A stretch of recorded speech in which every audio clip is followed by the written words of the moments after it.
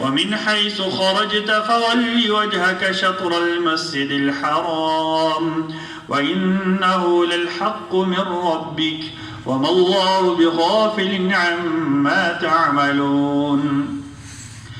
ومن حيث خرجت فول وجهك شطر المسجد الحرام وحيث ما كنتم فولوا وجوهكم شطره لئلا يكون للناس عليكم حجة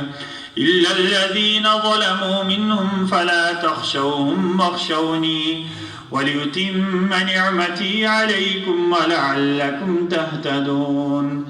كما أرسلنا فيكم رسولا منكم يتلو عليكم آياتنا ويزكيكم ويعلمكم الكتاب والحكمة